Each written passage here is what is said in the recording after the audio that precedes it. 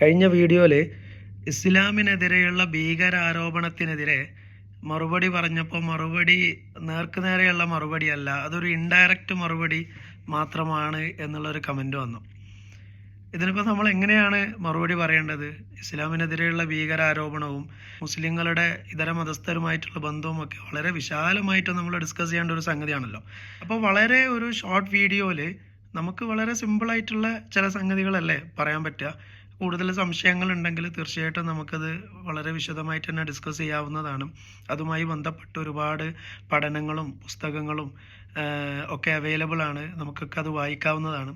അപ്പോൾ ഏതായാലും എനിക്ക് വളരെ സിമ്പിളായിട്ട് പറയാൻ പറ്റുന്നൊരു മറുപടി എന്ന് പറയുന്നത്, മുസ്ലിം അല്ല എന്നുള്ള ഒരൊറ്റ കാരണം കൊണ്ട് ഏതെങ്കിലും മനുഷ്യനെ കൊല്ലാൻ ഇസ്ലാം കൽപ്പിക്കുന്നുണ്ടെങ്കിൽ, അല്ലെങ്കിൽ മുസ്ലിങ്ങളല്ലാത്ത ആളുകളെ എല്ലാവരെയും ശത്രുക്കളായി കണ്ട് അവരോടൊക്കെ യുദ്ധം ചെയ്യണമെന്നാണ് ഇസ്ലാം പഠിപ്പിക്കുന്നത് എന്ന് ആരെങ്കിലും ഒരാൾ തെളിയിച്ചു തരികയാണെങ്കിൽ ഇസ്ലാം ഉപേക്ഷിക്കാൻ ഞാൻ തയ്യാറാണ്. അതിലും വലിയ എന്ത് മറുപടിയാ ഇസ്ലാമിനെതിരെയുള്ള ഭീകരാരോപണത്തിനെതിരെ നമുക്ക് പറയാനുള്ളത്? ഇസ്ലാം ഒരിക്കലും ഭീകരതയെ പ്രോത്സാഹിപ്പിക്കുന്നില്ല. ഇസ്ലാം അന്യായമായിട്ടൊരു മനുഷ്യനെയും കൊല്ലാൻ പാടില്ല എന്ന് പഠിപ്പിച്ച ദർശനാണ്.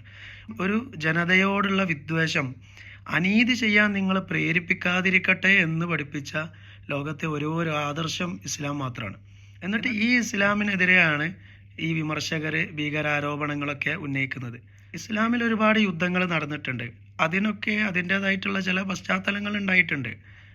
അതിൽ സാമൂഹികമായ രാഷ്ട്രീയമായ പല കാരണങ്ങളും ഉണ്ടായിട്ടുണ്ട്. പക്ഷേ മുസ്ലിം അല്ല എന്നുള്ള ഒരൊറ്റ കാരണം കൊണ്ട് ഏതെങ്കിലും മനുഷ്യനെ കൊല്ലണമെന്നോ അല്ലെങ്കിൽ അവരോട് യുദ്ധം ചെയ്യണമെന്നോ ഇസ്ലാം പഠിപ്പിക്കുന്നതായിട്ട് നിങ്ങൾക്ക് കാണിച്ചു തരാൻ കഴിഞ്ഞാൽ ഇസ്ലാം ഉപേക്ഷിക്കാൻ ഞാൻ തയ്യാറാണ്. പക്ഷെ വിമർശകരോട് ഒരൊറ്റ കാര്യം പറയാനുള്ളൂ, തലയും വാലും വെട്ടിമാറ്റിയിട്ടുള്ള ചില വചനങ്ങളായിട്ട് നിങ്ങൾ വരരുത്. അതിനെ കോണ്ടെക്സ്റ്റുകളൊന്നും പരിഗണിക്കാതെ ഏതെങ്കിലും ഒരു വചനം അതിൻ്റെ മുമ്പും പിമ്പും ഉള്ളതൊക്കെ ഒഴിവാക്കിയിട്ട് നമ്മൾ വിശദീകരിച്ചു കഴിഞ്ഞാൽ വലിയ അബദ്ധമായിരിക്കും. ഇസ്ലാമിനെതിരെയുള്ള വിമർശനങ്ങളൊക്കെ നിങ്ങൾ ഉന്നയിച്ചോളൂ. ഇസ്ലാം യുദ്ധവുമായി ബന്ധപ്പെട്ട് ഇതര മതസ്ഥരോടുള്ള ബന്ധവുമായി ബന്ധപ്പെട്ടൊക്കെ ഇസ്ലാം ഒരുപാട് അധ്യാപനങ്ങൾ നമുക്ക് പഠിപ്പിച്ചു തരുന്നുണ്ട്.